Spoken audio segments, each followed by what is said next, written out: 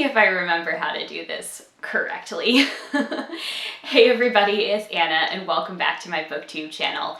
Long time no see. I know it has been a ridiculously busy past couple months full of a lot of changes and exciting stuff for me personally. But I am here today to welcome you back to my booktube channel and also announce that we have officially announced our reading challenges for the October 2020 round of the Disability Readathon. So if you're new here or somehow you haven't heard about this yet, the Disability Readathon is a month-long readathon that my friend Erin, the Geeky Gimp, and I co-created because as disabled people ourselves, we realized that there was not a sort of space for that within the booktube readathon world to celebrate books that are by, for, and about disabled writers and makers and things of that nature. So we decided that we wanted to create a readathon. We did this last year to celebrate the 30th anniversary of the passage of the Americans with Disabilities Act, and y'all were great. It was so well received. We really enjoyed running it and we want to do it again. So here we are announcing that for the entire month of October, we will be co-hosting the Disability Readathon once again. So if you would like to learn more about this or you haven't followed us on social media already, we're at Disability Readathon everywhere on Twitter and Instagram. We have a website, disabilityreadathon.com, where you can learn more about us. We also have a master thread list of books and media recommendations there if you are looking for things to help fill out your TBR for this readathon. But I wanted to go ahead today and make this video about what our reading challenges are and the kind of things that I'm hoping to actually read during the month of October if I can break this streak of not really being able to read that many new books, because it's been a minute, y'all, since I last read a new book. So the idea behind this readathon is that we want this to be a low impact, low stress, fun readathon that is very customizable and can meet people at whatever your access needs are. So to that end, we have made a master Google Doc of all of these different challenge ideas to help you gain some inspiration for your filling out your TBR. We do have a couple things that we ask that you do. Please make sure that when you are picking books, you are prioritizing own voices titles. That means that these are books that are about disabled characters or the disabled experience written by a disabled author, because these are very important stories to bring to the forefront, and that is kind of what this readathon is all about. We also ask that when you're filling out your TBRs, you prioritize authors who are multiply marginalized, because there is not one monolithic white disabled experience or male disabled experience or anything else where it's like, yeah, the disabled experience is as varied as all of humanity, and we would like your TBRs to reflect that. So keep that in mind as you are filling those out. Now, let's go ahead and talk about the challenges for a second, which I have on my phone.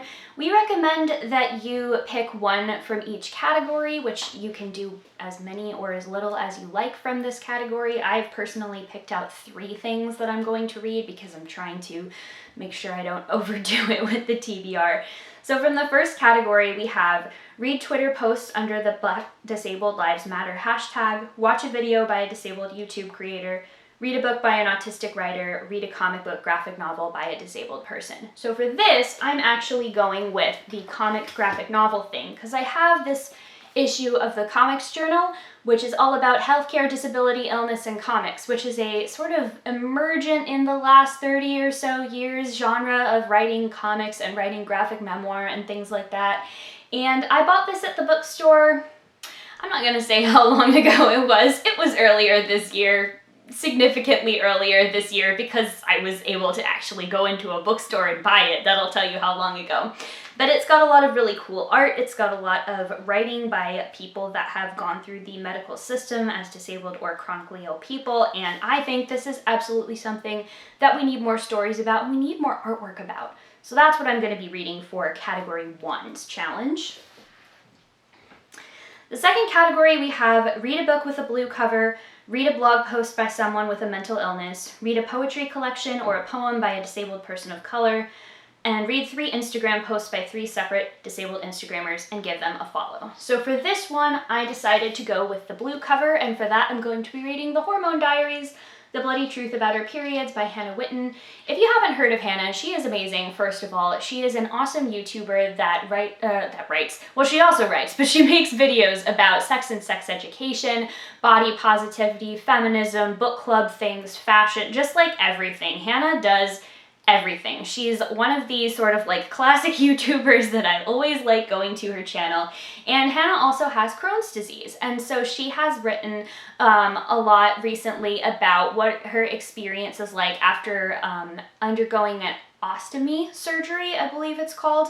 And basically like having parts of her colon removed to help manage this disease. And then what it's like, you know, trying to get your sexy on after that. So I really wanted to read Hannah's book. I have had this for a while. I know this is part of a project that she did with a whole bunch of people around the internet, myself included, so you know, that's kind of cool too. But luckily it has a blue cover, so it fits really well for this challenge. Okay, category 3. Read a book set in space, read a text, book, tweets, blogs, etc. by someone with the same disability as you, watch a dance performed by disabled people, or read a book that you've wanted to read for a long time. This is going to be the book that I've wanted to read for a long time, and this is actually by somebody that I know from when I used to be in graduate school, but it is Paige Glotzer's first book, How the Suburbs Were Segregated, Developers and the Business of Exclusionary Housing, 1890 to 1960. Paige is a hard of hearing academic that I met during my time at the university where I went to graduate school. She is an amazingly talented and gifted historian, and this is her first book. She does a lot of work in the sort of social history of the way that neighborhoods are zoned and houses are built. Her historianship draws a lot from geography and the way that cities are laid out and planned, urban geography, urban sociology, that kind of thing. That's not really my field per se, but because she's married to somebody that I worked with in the English department, we were kind of just like brought into that same sphere together, and I was just like, I'm definitely going to read this book.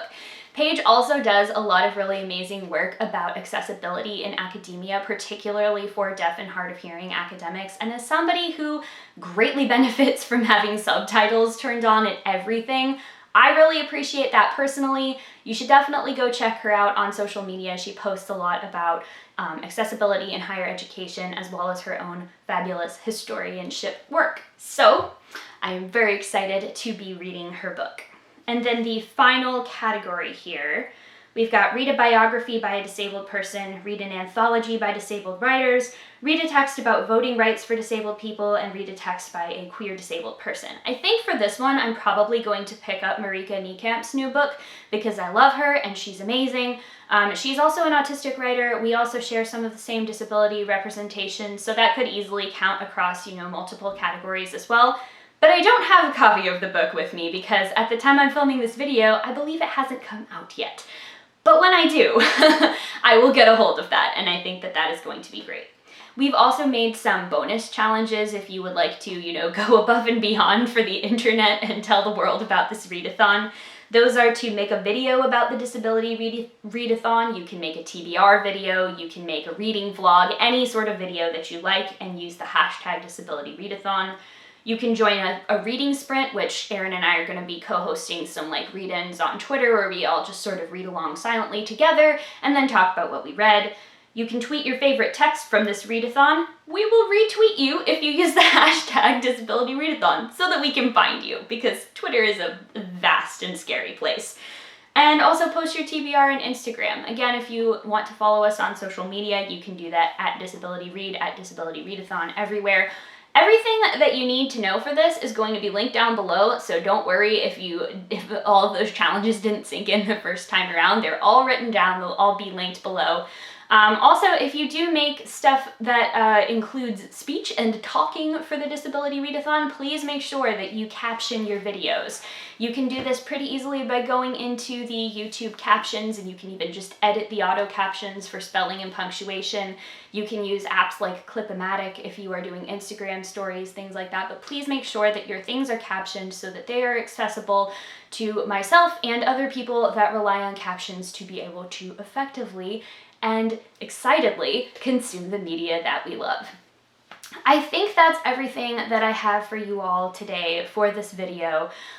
Please do share this with your friends, share this with other people that you think would be interested in doing the readathon. We would really love to have as many people reading these types of books and making the world see that we need more stories that are by disabled people and for disabled people, because we're all awesome and great. As always, if you like this video, make sure to subscribe to my channel. That is the best way to get updated every time I post a new video. That has been a little less frequently of late, but I am hoping that once some things settle down with my job and big deadlines and stuff like that, I can get back to posting a little bit more regularly and maybe reading for fun a little more regularly as well. As always, thank you all so much for watching, and I will see you in the next one. Bye!